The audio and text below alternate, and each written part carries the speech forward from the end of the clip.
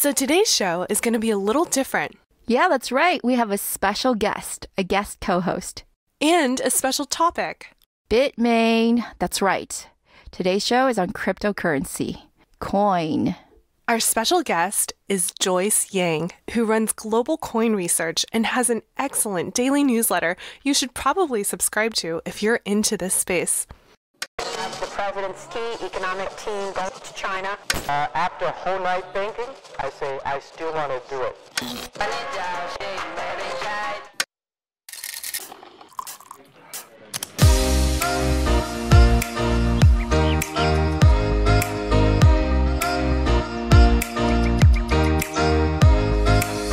Hi everyone, we are TechBuzz China by Pandaily, powered by the Sinica Podcast Network. We are a new weekly podcast focused on giving you a peek into what's buzzing within the tech community in China. We uncover and contextualize unique insights, perspectives, and takeaways on headline tech news that don't always make it into English language coverage. TechBuzz China is a part of Pandaily.com, a new English language site that tells you everything about China's innovation. I'm one of your two co-hosts, Rui Ma. And I'm your other co-host, Ying-Ying Lu. We'd like to take a sec here to give a shout out to some of our listeners who've given feedback. A huge thank you to Tianming Zhao, Michael Mao, Cheng Xu, and Gary Tan. Again, if you enjoy listening to us, please take the time to leave us a rating or review on iTunes and elsewhere. All right. Before we start, Joyce, why don't you introduce yourself to our listeners? Hi, everyone. It's great to be here. My name is Joyce Yang, and I'm the creator of Global Coin Research. I was formerly a software equity research analyst at Merrill Lynch, covering companies such as Box. Speaking of which, I went against the rest of the street's view on that one. Later, I covered Chinese technology companies like CACC, or the Goldman Sachs of China. In the last year, I became crypto curious and got involved when I saw so many smart, amazing people entering the space. And also, just so our audience knows what Global Coin Research is, can you quickly explain that as well? Global Coin Research is a content platform that focuses on bridging the East and the West in this new global crypto world. Now, we know that cryptocurrency is a real global phenomenon, and one of its values the world saw is its ability to break down this barrier digitally between nations. One of GCR's core missions is to better cover the Asia cryptocurrency space in the English language media. We have a newsletter, and we're launching a podcast to help the crypto community to better understand Asia. So check us out at globalcoinresearch.com. Okay, got it. So you do a similar thing to what we do here at TechBuzz, but instead focus on crypto and not just China. Super helpful. Now that we're all properly introduced, I'm curious, Ying-Ying, how many Bitcoin do you have? Low single digits? Really low single digits? How about you, Joyce? I probably won't disclose that on air. That's like asking to get hacked. Haha, just kidding. It's definitely not enough to retire. Fair. I am pretty much in the same boat as Ying-Ying here. I looked into the space back in 2013 and ended up leaving it in 2015 because I didn't stick with it. But it feels like so many people I know have made so much money off of crypto. Many zeros. Yeah, I totally thought you made so much money too, Ray. No. Anyways, none more than some of the people we're going to talk about today, right, ladies? Oh, for sure. Bitmain is one of the most well-known companies in crypto land, and its Chinese founders and co-CEOs, Jihan Wu, Wu Jihan, and Mike Jan, Zhang Ketuan, are both billionaires. Or at least that's according to Bloomberg and Fortune anyway. Simply put, Bitmain produces cryptocurrency mining chips. And just in case our listeners don't know what that is, can you explain that, Joyce? Sure. In layman's terms, the cryptocurrency mining is a process of checking and adding new transactions to Bitcoin's immutable ledger, also called the blockchain. The blockchain is formed by digital blocks, and it's where transactions are recorded. The act of mining is essentially using math to solve for a cryptographic hash, or a unique signature, if you will, to identify new blocks. So, Bitmain helps you mine Bitcoin and other cryptocurrencies. I think most of us know that can be highly lucrative. But just how lucrative is it? Well, the mining process requires massive processing power and incurs hefty electricity cost. So it's not something you go into without spending a pretty penny first. But in return for the individual or the miner for performing this work, he or she is rewarded with a number of Bitcoins for each block they add onto the blockchain. Currently, the reward for every block discovered is 12.5 Bitcoins. At the current Bitcoin price of about $7,000, that's $87,500 up for grab every 10 minutes, or $12.6 million a day. Okay, but Bitmain doesn't make all 12 million, right? No. Bitmain makes money in a few ways. The first and primary one is selling mining machines outfitted with Bitmain's chips that are usually a few hundred to a few $1,000s. For example, currently the Antminer S9 model on their site is about $700. Secondly, you can rent Bitmain's mining machines. Third, you can participate to mine Bitcoin as part of Bitmain's mining pool. A mining pool is a joint group of cryptocurrency miners who combine their computational resources over a network.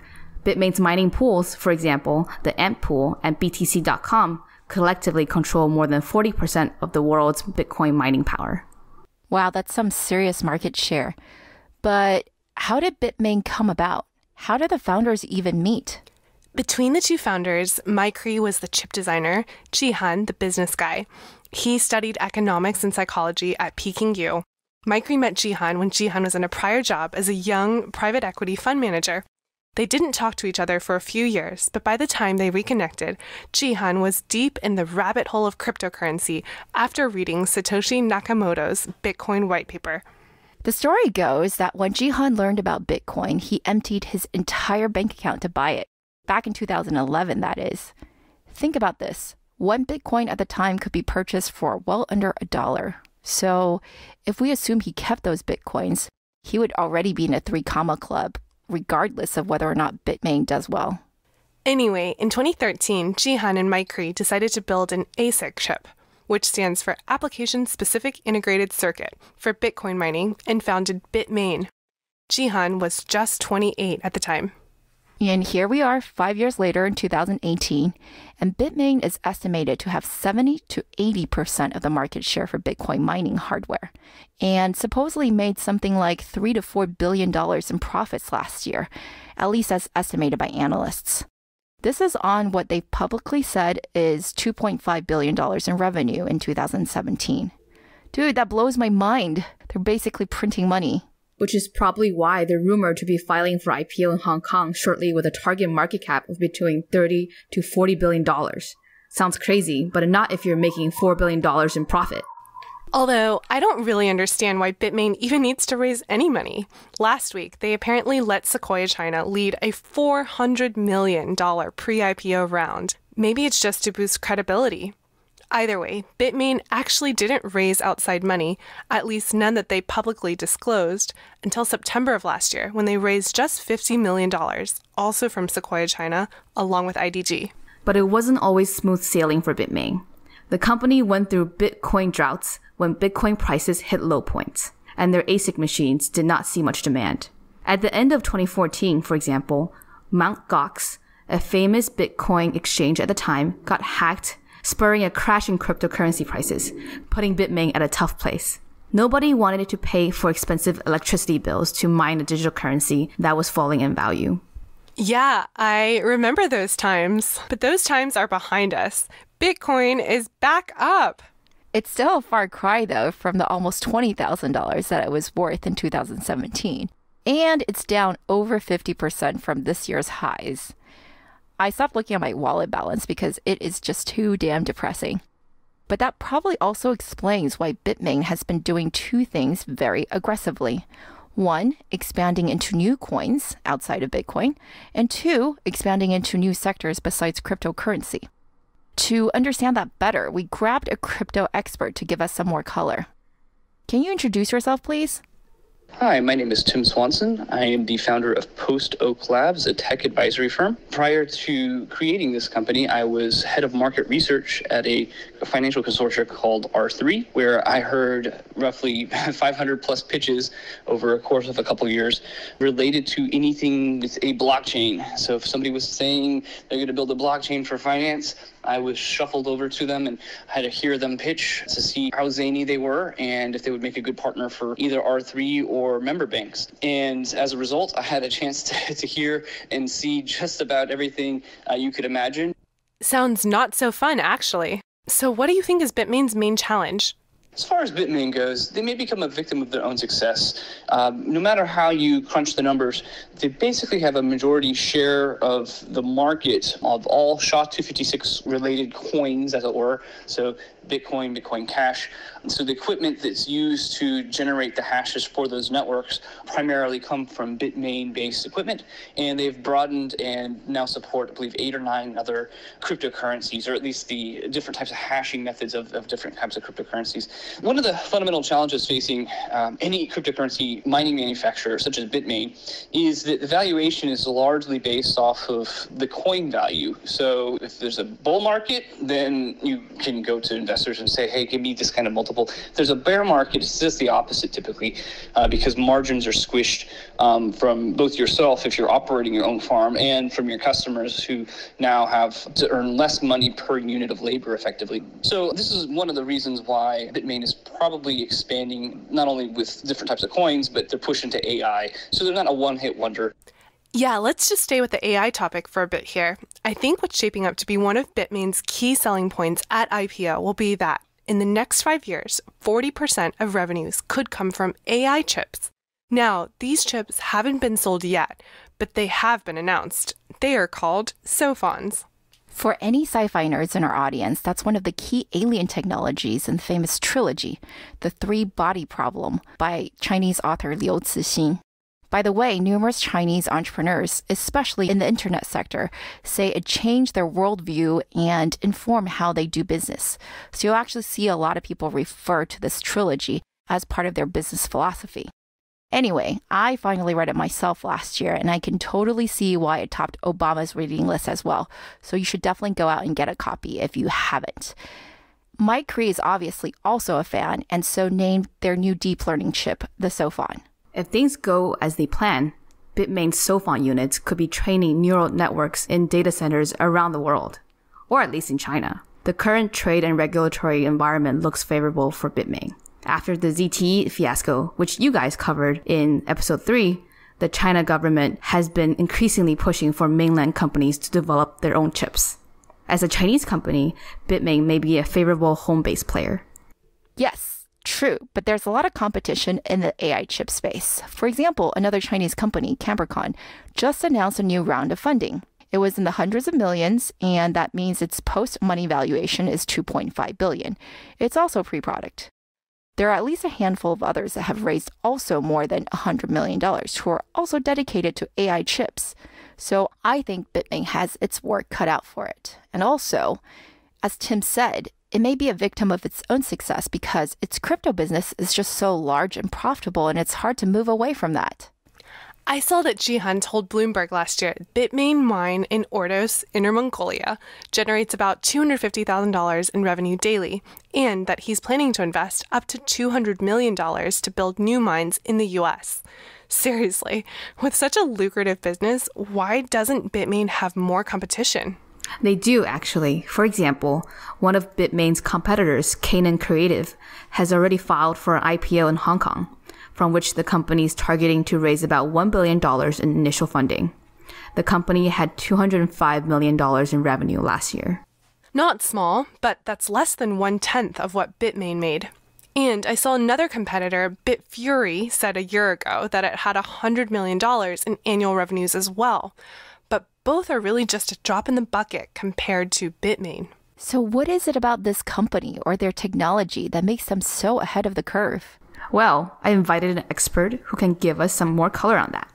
Jimmy, can you introduce yourself to our audience? Sure. My name is Jimmy Song. I've been in Bitcoin since 2011. I started coding in 2013. So for the last 5 years, I've been coding as a Bitcoin developer. Before that, I was coding at startups. I've contributed to a bunch of open source projects, and, I'm familiar with a lot of different companies in this space. I've been VP of engineering at Armory. I've worked as principal blockchain architect at Paxos, and I'm now venture partner at Blockchain Capital.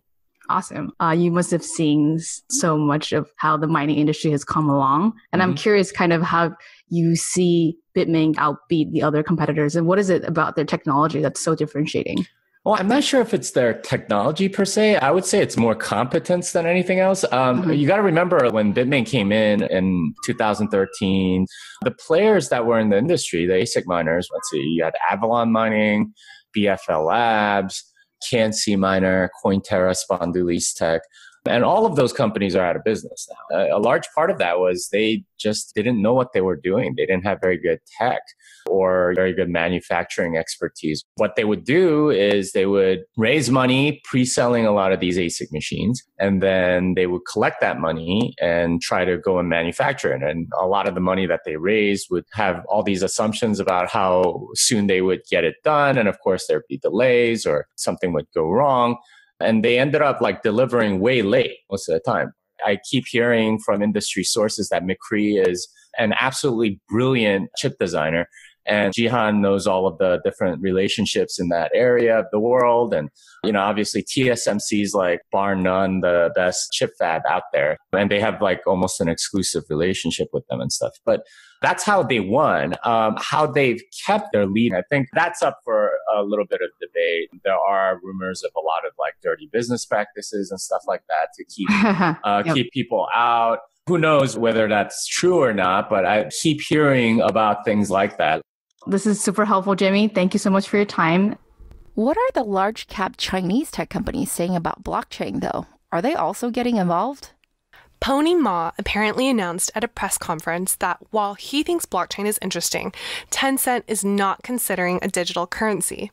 Although, of course, as soon as he said that, on the same day, a subsidiary of Tencent announced a blockchain wallet project went into private beta with an associated music coin.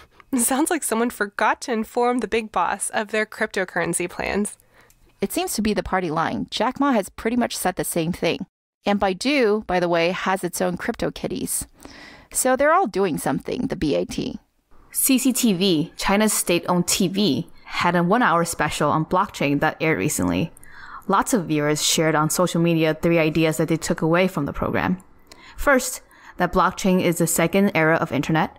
Second, the value of blockchain will be 100 times that of the internet. And third, blockchain is a machine for generating trust. What people are failing to put into context, though, is that in all of these statements, CCTV is just quoting either a blockchain expert or Western media. It doesn't necessarily reflect what CCTV itself or the government thinks of blockchain. Nope. Actually, the government's position is one of, quote-unquote, compromise. The government has repeatedly stressed that it supports blockchain, but not cryptocurrency. That much we're very certain of. I mean, they've prohibited crypto already in the country, so at least that part of the blockchain technology is off limits. Unless you're the government, that is. China's central bank is indeed developing its own centralized digital currency. The following statement sums it up neatly. A really clever Guizhou government official, when quoted about blockchain, said that the blockchain isn't really all about decentralization. Instead, he said, it's about disintermediation. Remove the brokers, not the central command center. In other words, noted the reporter, blockchain with Chinese characteristics. I love that. Blockchain with Chinese characteristics. So accurate. Although in the case of Bitmain, that doesn't necessarily mean the government doesn't want it to continue its crypto dominance. Some foreign press have even speculated that the Chinese government may want to control the international flow of money through controlling Bitcoin mining, which Chinese companies like Bitmain already does. I personally think that's giving the government and crypto both way too much credit, but whatever. It's a complicated situation, and sounds like Bitmain should be treading carefully. Joyce, do you have any last comments for us? Yes, I just highlight one last comment made by Jihan, Bitmain's CEO. Jihan has said that Bitmain's IPO would be a landmark for both the company and the cryptocurrency space. I would agree. Bitmain's IPO will appease global regulators as it provides more transparency and brings legitimacy to the cryptocurrency world, which in turn will benefit Bitmain. Once Bitmain's competitor, Canaan, goes public in July, we will be able to have a benchmark for Bitmain's margins and valuation multiples. Canaan's valuation will be a good starting point to understand how much the market believes in cryptocurrency in long term. Said like a real equity research analyst. Thank you, Joyce.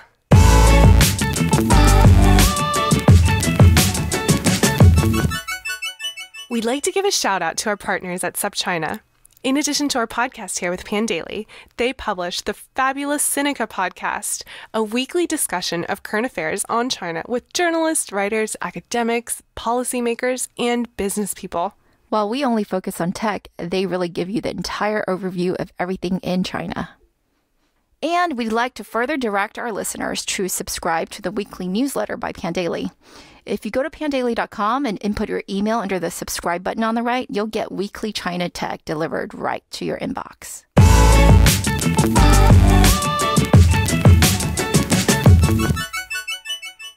Okay, that's all for this week, folks. Thanks for listening. We really enjoyed putting this together and are always open to any comments or suggestions. You can find us on Twitter at TechBuzz China, and my personal Twitter account is Ruima. That's spelled R-U-I-M-A.